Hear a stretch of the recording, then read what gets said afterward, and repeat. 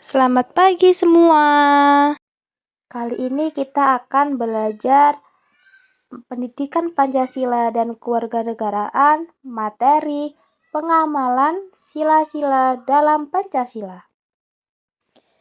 Bu Guru tanya, kalian tahu tidak dasar negara Indonesia itu apa? Ayo. Oke, benar. Jadi, dasar negara Indonesia yaitu Pancasila. Maksud dari dasar negara itu apabila nih Indonesia ingin melaksanakan dan menyelenggarakan pemerintahan ataupun Indonesia ingin membuat undang-undang. Jadi Indonesia harus berpedoman pada nilai-nilai Pancasila. Karena Pancasila itu merupakan cermin bangsa Indonesia dalam bermasyarakat, berbangsa, dan bernegara. Nah, di dalam Pancasila itu kan terdapat nilai-nilai Pancasila.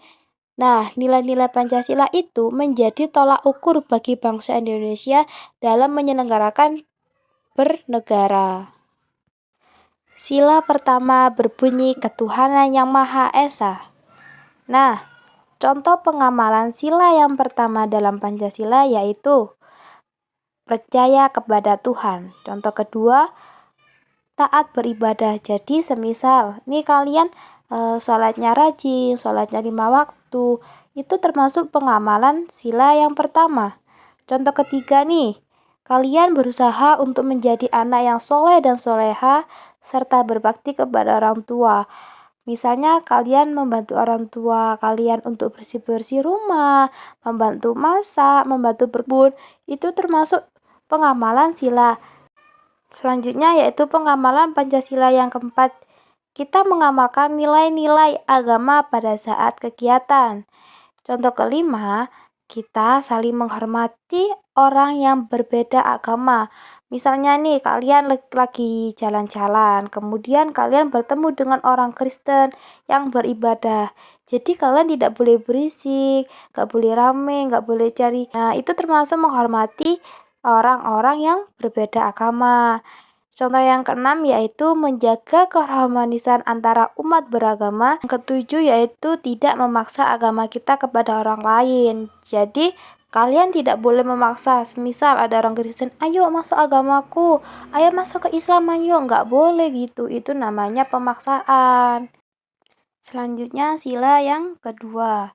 Di dalam sila kedua ini terdapat contoh pengamalan. Yang pertama, yaitu saling menghargai antar teman. Contoh kedua, tidak semena-mena atau seenaknya sendiri.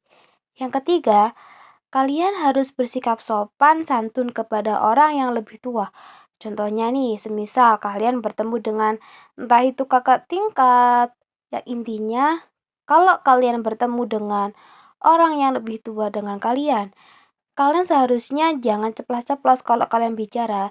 Jadi tutur kata kalian harus lebih dijaga, lebih sopan seperti itu. Contoh yang keempat yaitu saling membantu satu sama lain.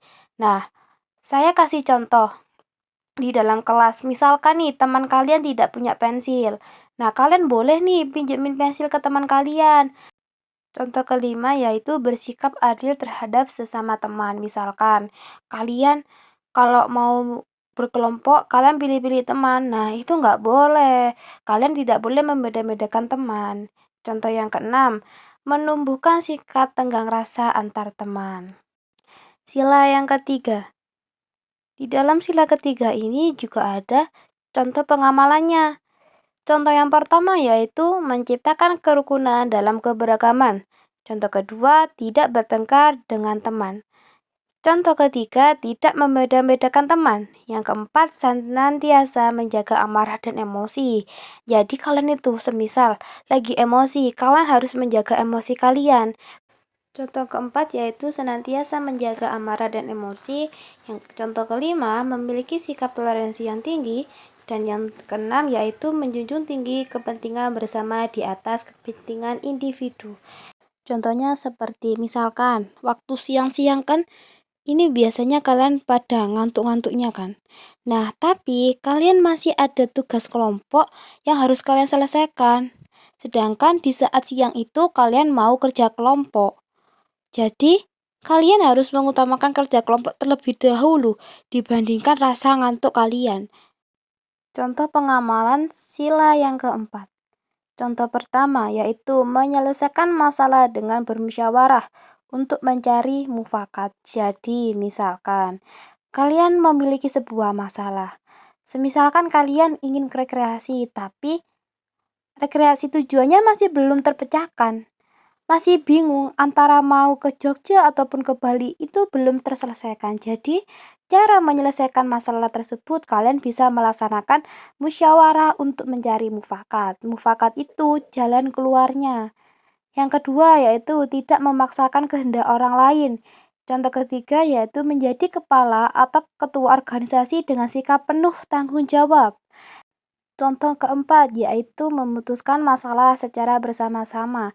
Ya seperti tadi, misalkan kalian masih punya masalah, jangan kalian putuskan sendiri, tapi alangkah baiknya kalian bermusyawarah dulu untuk menghasilkan mufakat.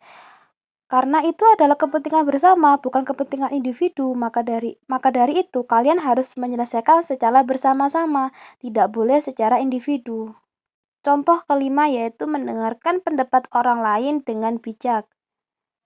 Dan contoh yang keenam yaitu mengkritik dan memberi saran apabila dibutuhkan. Sila yang terakhir yaitu sila kelima. Di dalam sila kelima ini juga terdapat contoh pengamalan Pancasila. Contohnya yang pertama yaitu menjaga keseimbangan antara hak dan kewajiban kita dalam kehidupan sehari-hari. Contoh kedua, menghargai hak orang lain. Contoh ketiga, menjalankan kewajiban masing-masing dengan sangat baik. Misalkan nih, hari Senin kalian kebagian jadwal piket. Nah, kalian harus menjalankan tugas tersebut dengan baik. Kalian tidak boleh piket asal-asalan, cuma membuang sampah tapi tidak menyapu kelas. Itu berarti kamu tidak menjalankan tugas kamu secara baik. Contoh keempat yaitu kalian harus bersikap adil sesama teman, tidak boleh membeda-bedakan.